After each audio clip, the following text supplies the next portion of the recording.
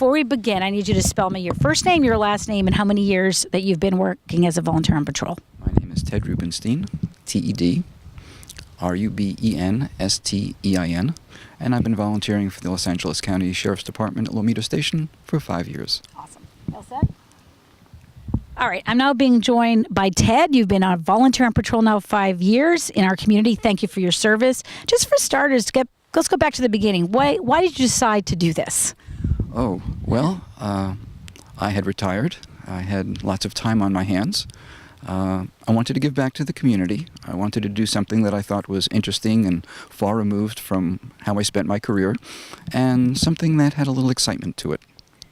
So there's lots of excitement. Give us a day in the life when you go out, and how many hours you pretty much are helping each week or each month. Well, I could go out for one of several reasons. I could simply patrol, go to the station in uniform, pick up a patrol car, one of our volunteer cars, which are all white and not black and white, and drive around one of our contract cities, being the eyes and ears of the station and looking for what might be a problem. On other occasions, we might have a special event. It could be around Christmas time, like Santa's sleigh. It could be one of the many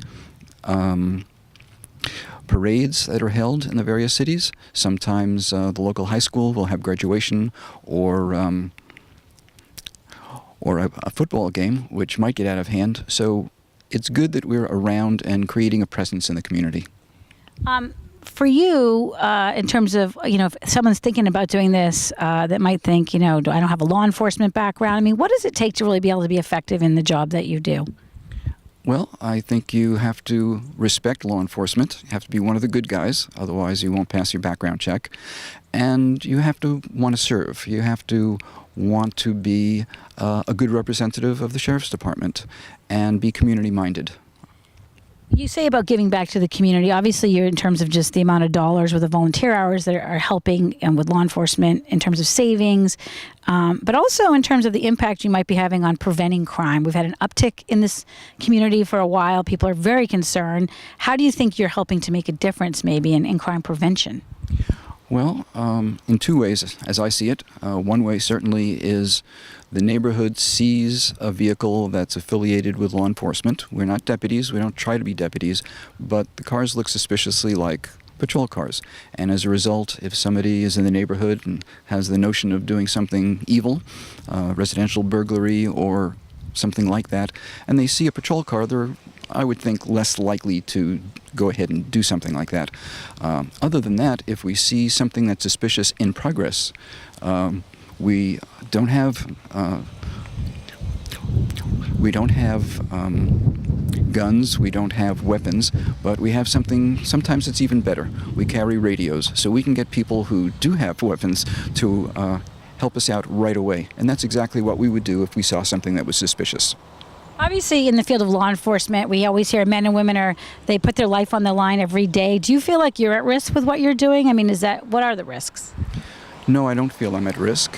I know that if I run into trouble, for instance, I might be issuing a citation and somebody becomes belligerent. My first thought is, this is not worth my safety.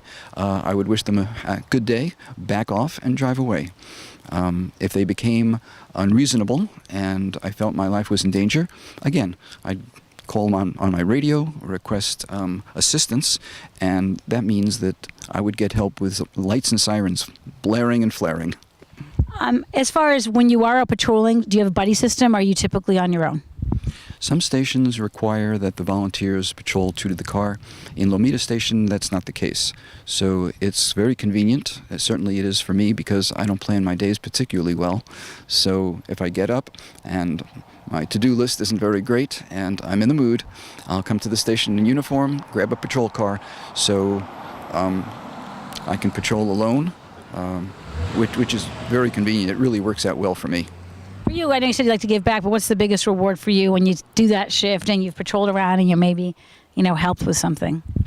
I'd have to say it's one of the station staff, whether it be a patrol deputy or one of the sergeants or the lieutenant or even the captain, coming over and smiling and saying, "Thank you for your service. Really appreciate what you do." It makes you feel that it's all worthwhile. I'm going to be talking to Jim too. One of the jobs that you guys have is vacation checks. How important are they? What do you do on a vacation check? Well, on a vacation check, we respond to people's requests. There's a card that we fill out at the station, and that tells us how long you'll be gone, where you live, and if anybody is expected to be in the driveway or visiting, like a pool boy or perhaps a housekeeper, and we'll come to visit your house whenever we can during the period that you're out, and make sure that all the doors stay locked and all the windows are closed. Because if not, we'll call that in and we'll get a couple of deputies to the scene, and they will enter the house if there's an open door or window. As we sort of wrap it up, any particular story you want to share? You've been doing this for 5 years, but when someone realizes what you do, I mean, law enforcement, that's very impressive to be part of that team. But you say, I remember when this happened, and if there's something you want to share, that was a very exciting day as a volunteer on patrol.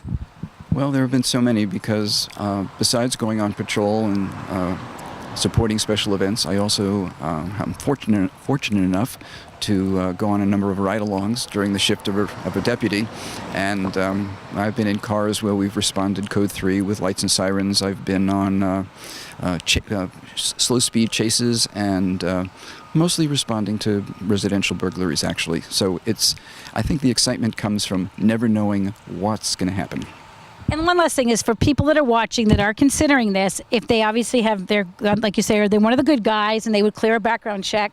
I mean, I think it takes a certain temperament. I mean, what are you saying? You know what? If you sort of criteria you think tends to be necessary to do this and be effective at it. Well, you can't have a thin skin. You're all representing the LA County Sheriff's Department. So in spite of the fact that some people may decide that they want to vent for the next 10 minutes right in front of your face, the best thing to do is to suck it up, listen, and be polite. Let this car go by. How often do you guys get retrained? Is it just if someone does sign up, what do you have to go through to do this? Is it just one training each year? What happens? Well, the training involves quite a number of different things. First and foremost, we have to display proficiency at driving one of our Crown Victorias because they're big hulking cars, and we certainly want to limit the liability of the county. Other training involves how to use the radio, how to communicate effectively, recognizing some of the radio codes. Since the people at the station don't always speak English, they speak what I call cop speak, and so it's nice to know 415 from say a 945. All right. Anything you want to add I didn't bring up just about the whole Volunteers on Patrol program? I know they're trying to get more people involved. I think it's rewarding. I think if you have time on your hands and retired, it's wonderful. And if you're younger and plan to pursue a career in law enforcement, I tell you, it looks great on a resume. Excellent. And again, about how many hours a month do you probably devote to doing this? County requires for volunteers on patrol to volunteer 16 hours a month. Okay. Excellent. Good to know that. Very cool. All right.